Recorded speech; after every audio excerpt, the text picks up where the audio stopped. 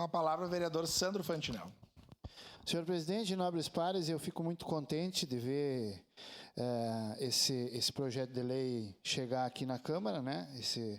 Esse refis aqui, porque eu acredito que os nobres pares se lembram, no início da legislação, eu, além de ir para a tribuna e pedir que acontecesse esse refis devido às várias dívidas de cidadãos que me procuraram e que gostariam de pagar suas dívidas com o SAMAI, mas não tinham condição de pagar à vista, né? Não tinham condições de pagar o valor que estava e que precisavam de um refis até para poder fazer um parcelamento com menor custo.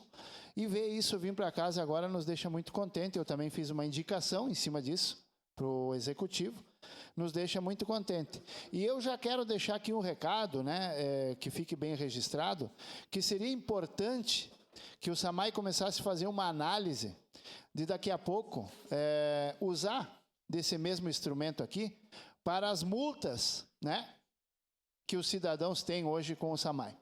Estamos discutindo tanto a questão da zona das águas, estamos discutindo tanto a mudança da lei para favorecer o cidadão, para favorecer o agricultor e aquela história toda, né? Bom, eu acho que nós poderíamos também começar por aí, de tentar fazer um refis aí para essas multas, né? Ou daqui a pouco estudar a questão dos valores, porque estão extremamente exagerados e dessa forma nós não estamos ajudando os cidadãos como se diz que se quer ajudar.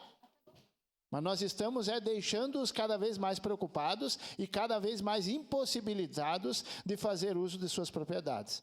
Então, eu acho que a questão de uma boa análise profunda na questão das multas, que todas elas são extremamente exageradas, né? Venha a calhar nesse momento. Está vindo um refis?